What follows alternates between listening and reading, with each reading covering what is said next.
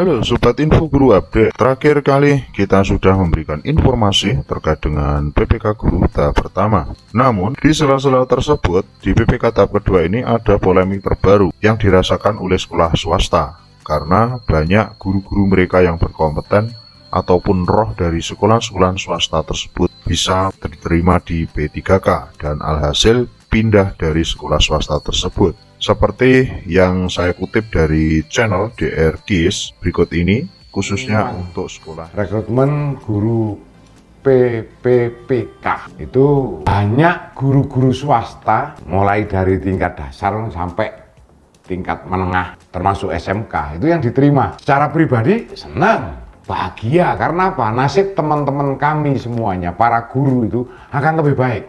Karena selama ini guru-guru swasta, mohon maaf, ya gajinya jauh di bawah standar, apalagi yang mungkin SLTP, ya mungkin SD, apalagi yang di desa-desa sana, yang di agak jauh dari kota, itu di samping gajinya jauh dari standar juga kadang-kadang tidak dapat gaji.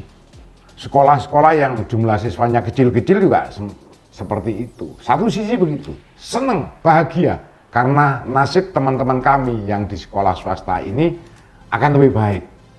Tetapi sisi yang lain ya prihatin, sangat-sangat prihatin. Kenapa begitu? Banyak guru-guru yang selama ini menjadi andalan sekolah swasta untuk meningkatkan kualitas lulusan sekolah swasta ini ikut diterima. Bahkan ada yang lebih dari 5, ada yang di Jawa Barat itu katanya hampir separuh guru diterima. Saya belum punya data real, tapi telepon dari teman Jawa Barat semacam itu. Ini di SMK, dan itu banyak yang guru-guru produktif.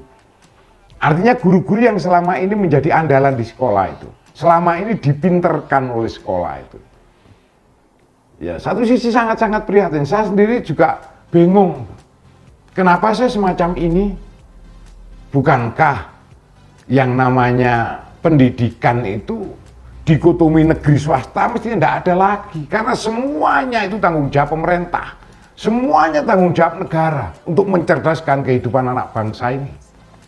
Ya, amanat Undang-Undang Dasar 1945 pasal 31 jelas bahwa setiap warga negara berhak mendapatkan pendidikan.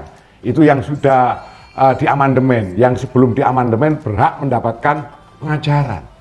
Artinya tidak ada lagi kita ngomong negeri dan swasta itu mestinya. Mestinya yang diperhatikan oleh pemerintah bukan hanya sekolah negeri. Justru kalau kita ngomong apa seharusnya ya justru sekolah swasta dong. Swasta ini berdikari dengan segala daya dan upaya ikut mewujudkan amanat undang-undang itu untuk mencerdaskan kehidupan bangsa. Setiap warga negara berhak untuk mendapat pendidikan. Nah, tapi kalau semacam ini, guru swasta sudah semacam itu, kemudian yang sudah baik, sudah dibina selama ini, akhirnya ya katut di rekrutmen P3K itu.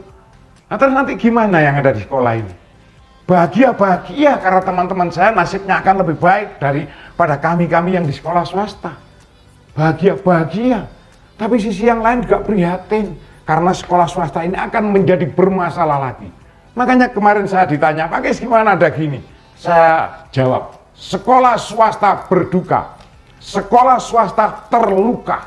Kenapa? Ya ini ada masalah lagi di sekolah-sekolah swasta. Ada masalah lagi. Saya tuh sering mengatakan, dulu ketika negara ini belum punya kemampuan finansial untuk ngurusi pendidikan secara maksimal, swasta didorong. Orang-orang, yayasan-yayasan yang punya komitmen tentang pendidikan all out untuk pendidikan ini. Tetapi ketika negara ini sudah punya kemampuan, jangan swasta kemudian seakan tidak dipikirkan sama sekali. Saya tanda tanya bener, gimana sih mappingnya guru di Republik ini? Apa memang swasta tidak di mapping? Swasta ini subhanallah sudah nasibnya nggak karu-karuan.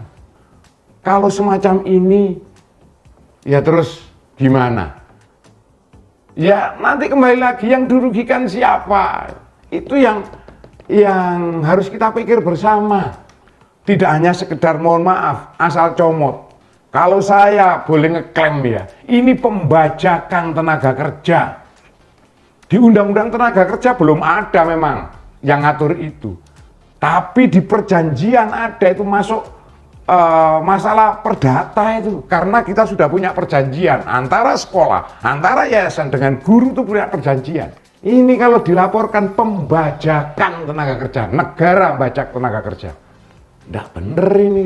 Nah kenapa semacam itu? Saya lihat memang di aturannya untuk rekrutmen ini kan untuk mengisi lowongan-lowongan yang sudah diusulkan.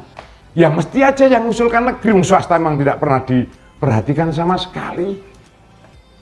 Mestinya kan ditanya, swasta itu butuhnya berapa yang untuk disupport negeri. Masa kalah dengan zamannya Pak Harto? Pak Harto itu DPK banyak sekali di sekolah swasta. Malah akhir-akhir diambili, bahkan sekarang gurunya swasta diambili. Nah ini, susah bener susah. Satu sisi bahagia karena teman-teman kami mendapatkan tempat dan jaminan kehidupan yang lebih layak. Sisi yang lain kami ini susah karena sudah kehilangan orang-orang yang terbaik di sekolah ini. Nah, akhirnya kan di sekolah swasta bisa aja cuma mengeluh. Ya nanti kita akan cari lagi. Kalau ada yang ngomong, oh carikan banyak, itu orang-orang teori yang nggak ngerti di lapangan. Kita mencari itu tidak hanya sekedar ada orang yang bisa ngajar, tapi tetap cari yang kualitas, cari yang dedikasinya tinggi, dan lain sebagainya. Makanya saya katakan, ya sekolah swasta ini terluka. Siapa yang melukai? Saudara kita sendiri, sesama anak bangsa. Ya, memang kemarin saya sendiri termasuk itu ya, menyampaikan lewat channel YouTube saya yang sebelumnya itu. Tapi itu kan sudah di luar desainnya, di luar kebutuhan yang diajukan oleh pemerintah. Dalam hal ini ya Kementerian Pendidikan dan Kebudayaan. Jelas sudah diaturan untuk siapa dan mengisi apa. Itu jelas bahwa yang diisi ini adalah yang telah diusulkan oleh sekolah-sekolah negeri. Yang diisi yang telah diusulkan negeri. Kalau ada yang ngomong, loh, kenapa swasta enggak mengusulkan? Enggak pernah selama ini swasta diminta untuk mengusulkan. Meskipun sekolah swasta itu kekurangan, ya paling bingung kanan kiri untuk mencari gurunya. Karena memang enggak pernah diminta untuk mengusulkan kebutuhan itu. Nah ini mengisi tempat-tempat yang telah diusulkan, artinya memang mengisi di tempat-tempat di sekolah-sekolah negeri. Tidak ada desainnya untuk ditempatkan di sekolah swasta. Kami banyak menyuarakan itu. Lembaga-lembaga lain, mungkin BMPS, mungkin PGRI, dan lain sebagainya. Menyuarakan itu. Tapi ini desain sudah jadi. Tidak mungkin dirubah di tengah jalan. Artinya rekrutmen ini memang rekrutmen untuk mengisi kekosongan di sekolah negeri. Kalau yang gelombang pertama itu mereka-mereka yang subwannya di negeri atau honorer di negeri. Lah gelombang kedua ini dari swasta pun boleh mendaftar. Seneng sekali lagi karena teman-teman kami mendapat jaminan kehidupan yang lebih layak, lebih baik daripada di sekolah swasta. Tapi sekaligus susah. Ya kalau bicara yang dirugikan, dampak akhirnya ya siswa.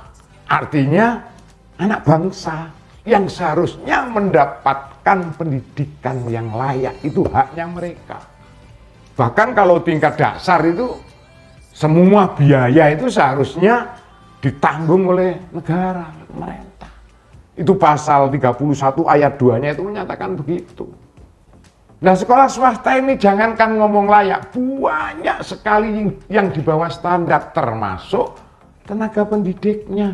Terus sekarang diambili lagi yang baik-baik. Loh Pak Kes kok bilang baik-baik? Ya jelas, karena itu tes. Yang diterima tes mesti yang baik. Dan ini teman-teman kami udah banyak memberikan informasi ke saya. Bahwa gimana ini ke depannya ini. Jadi kalau ngomong yang dirugikan, sekolah memang dirugikan. Kalau ngomong saya, sekolah dirugikan. Artinya ini yayasan dirugikan. Tapi pada prinsipnya yang nanti akhirnya menerima kerugian itu adalah para siswa. Siapa? Yaitu generasi bangsa ini, penerus bangsa ini yang akan dirugikan.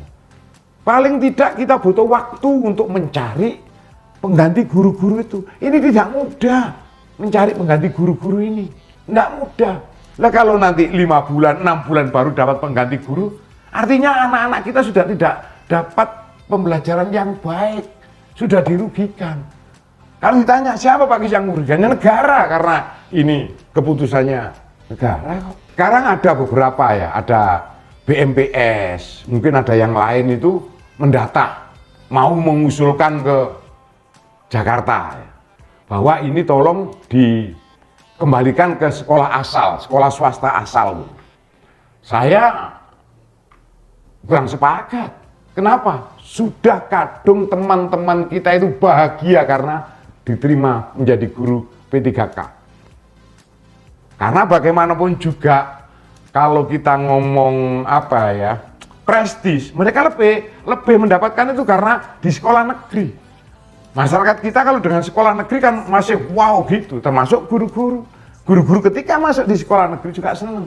Lah kalau sekarang diusulkan untuk ditarik kembali, ditempatkan kembali di sekolah swasta, ya nanti akan ada hal-hal yang tidak mengenakan. Kita membuat luka hati teman kita yang sudah senang masuk negeri, kita tarik lagi ke sekolahan ini. Akan membuat luka. Kalau saya sudah enggak. Mestinya negara, pemerintah ini mestinya tidak membuat itu. Enggak ada peluang untuk itu. Peluangnya apa? Tetap guru swasta dilakukan rekrutmen, tapi ditaruh di sekolah asalnya. Kalau saya yang sebelumnya di YouTube saya itu saya mengatakan minimal itu sama dengan jumlah rombel. Kalau ada sekolah jumlah rombelnya 30, kasih 30 guru PPK itu. Mereka menjadi benteng-benteng, pilih orang-orang yang terbaik. Sekali lagi, masa kalah dengan Pak Harto? Guru di sekolah swasta DPK-nya luar biasa banyak dan itu akan mengurangi beban sekolah, artinya akan mengurangi beban masyarakat. Nanti guru-guru yang sudah digaji oleh pemerintah atau pemerintah daerah ini, kan kita bisa menyisihkan keuangan untuk menambah, kalau di SMK ya, peralatan praktek dan lain sebagainya. Artinya benar-benar itu memikirkan pendidikan di. Jadi kalau misalnya apakah ini ditarik atau diusulkan ditarik, saya tidak sepakat, kurang sepakat. Kenapa? Akan membuat luka hati teman-teman saya yang sudah senang diterima di negeri. Tetapi kalau tidak pakai diusulkan, kemudian pemerintah ya karena mengetahui bagaimana kondisi swasta ini, kemudian memang yang dari swasta ada aturan tambahan atau apa namanya saya tidak paham. Saya senang. Kenapa? Ya, yang dipikir sekolah itu adalah bagaimana meningkatkan kualitas. Baik itu kualitas pelayanan kepada peserta didik maupun kualitas lulusannya. Ini, kalau ditanya siapa yang harus menyuarakan ini, mestinya ini bukan urusan saya. Bukan urusan kepala sekolah, bukan urusan guru. Kalau ngomong urusan yang berkaitan langsung dengan ini. Yang bertanggung jawab langsung dengan urusan ini. Ya pemimpin-pemimpin daerah. Pendidikan itu kalau secara nasional ya dari Kementerian Pendidikan sana. Penanggung jawab utamanya yang harus mewujudkan ini ya presiden, dibantu oleh seorang menteri. Tapi di tingkat daerah, ya Bu Gubernur kalau di Jawa Timur. Masa sekolahnya nanti akan menjadi kacau, akan menjadi kualitasnya menurun. Terus enak-enak saja. Mestinya mereka-mereka yang menyuarakan. Termasuk ya yang sudah disuarakan BMPS, tapi BMPS menyuarakan kan mohon ditarik. Itu yang sudah ada luka. Karena teman-teman kita, ya mungkin Dewan Pendidikan, saya heran kok, apa mereka nggak ngerti kondisi real SMK swasta yang ada. Atau apa mereka menganggap bahwa sekolah swasta itu tonggo sebelah, bukan keluarga, bukan satu gerbong. Kita itu satu gerbong untuk sama-sama mencerdaskan kehidupan bangsa. Satu gerbong, dan itu adalah tanggung jawab negara. Sebagai warga negara, Orang-orang yang sudah punya komitmen, yang punya yayasan, yang punya organisasi, mendirikan lembaga-lembaga pendidikan ini. Karena mereka sadar bahwa kalau semuanya dibebankan pada negara, negara belum punya kemampuan, maka biayanya masyarakat juga masih dilibatkan. Dan yayasan-yayasan ini yang jauh masa yang lalu itu sudah bergelut di bidang pendidikan. Sekali lagi saya mengatakan, ojo nenek saiki wis mampu terus lupa yang dulu berjuang untuk urusan pendidikan tuh sekarang mulai dilupakan. Maaf, terus pemerintah bikin SMK, SMA, SMP, SD mungkin negeri yang bawahnya, akhirnya sekolah-sekolah swasta semakin merotol, hidup tidak mati tak mau. Itu. Nah kalau begitu kan sama saja, kita itu yang negeri didua sampai swasta. Kayaknya pikiran saya kok kayak negara sekuler aja, kayak negara sekuler aja. Mestinya enggak gitu. Ya saya berharap lah ini ditinjau kembali. Kalau yang sudah terlanjur, saya enggak bisa ngomong apa-apa. Karena sudah terlanjur, saya enggak bisa ngomong apa-apa. Kalau tapi pemerintah dengan inisiatifnya, kemudian ada aturannya bahwa memang yang swasta ditempatkan kembali di sekolah asal, itu artinya kita berpikir untuk Indonesia, bukan berpikir untuk sekolah negeri, tapi berpikir untuk Indonesia. Berpikir untuk Indonesia tidak hanya untuk negeri, tapi termasuk untuk swasta. Karena ini adalah kewajiban negara. Itu kalau harus bergerak atau menyuarakan yang lantang pertama pemimpin daerah. Mungkin bupati, wali kota, atau gubernur. Karena nanti toh kalau ini menjadi masalah di pendidikan, kualitas akan menurun. Toh pada akhirnya yang bertanggung jawab adalah pemerintah daerah. Nah, akhirnya teman-teman semuanya, ya marilah kita sama-sama menyuarakan. Saya ini atas nama pribadi, bukan atas nama MKKS saya, atas nama pribadi, guru swasta yang secara kebetulan saya ditunjuk menjadi kepala sekolah. Saya sebagai warga negara punya hak serta kewajiban untuk menyampaikan hal ini. Karena bagaimanapun juga pendidikan ini adalah pilar yang terbesar di Republik ini.